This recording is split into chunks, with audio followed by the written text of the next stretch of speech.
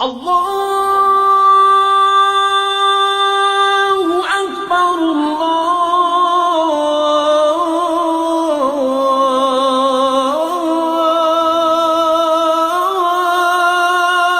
اکبر۔ شروع کرتا ہوں اللہ کے نام سے جو بڑا مہربان اور اتنت دیوان ہے۔ آداب ناظرین، میں ہوں آپ کا میزبان عبدالواجد اور آپ دیکھ رہے ہیں تسنیم ٹی وی۔ زبان اللہ تعالیٰ کی ایک بڑی عظیم نعمت ہے اور یہ انسانی جسم کا بھلے ہی چھوٹا سا حصہ ہو مگر یہ چھوٹا حصہ بڑے بڑے کارنامے کر سکتا ہے، یعنی اس میں خوبیاں بھی ہیں اور خرابیاں بھی۔ مطلب زبان سے آخرت کے لیے نیکیاں بھی جمع کی جا سکتی ہے اور اپنی آخرت برباد بھی کی جا سکتی ہے۔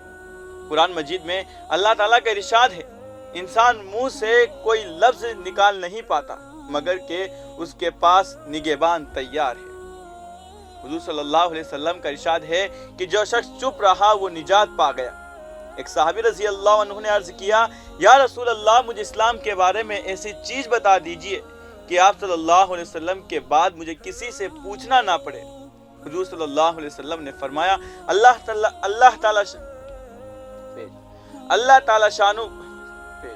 اللہ جل شانہ پر ایمان لاؤ اور اس پر استقامت رکھو۔ انہوں نے عرض کیا، حضور صلی اللہ علیہ وسلم میں کس چیز سے بچوں؟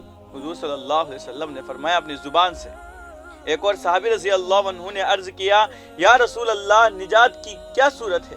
حضور صلی اللہ علیہ وسلم نے فرمایا کہ اپنی زبان کو روکے رکھو، اپنے گھر میں رہو، فضول باہر نہ پھرو اور اپنی خطاؤں پر روتے رہو۔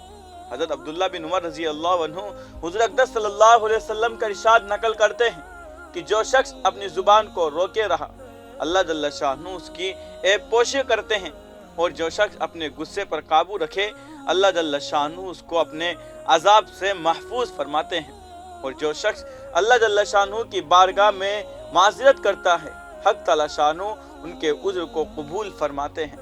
حضرت معاذ رضی اللہ عنہ نے عرض کیا، یا رسول اللہ مجھے کچھ وصیت فرمائیے۔ حضور صلی اللہ علیہ وسلم نے ارشاد فرمایا کہ اللہ جل شانہ کی اس طرح عبادت کرو کہ گویا اس کو دیکھ رہے ہو، اور اپنے آپ کو مردے میں شمار کرو، اور اگر تم کہو تو میں وہ چیز بتائیں جس سے ان چیزوں پر سب سے زیادہ قدرت حاصل ہو جائے، اور یہ فرما کر اپنی زبان کی طرف اشارہ فرمایا۔ حضرت برا رضی اللہ تعالیٰ عنہ فرماتے ہیں کہ ایک بدو نے آ کر عرض کیا، یا رسول اللہ مجھے ایسا عمل بتا دیجئے جو جنت میں لے جانے والا ہو۔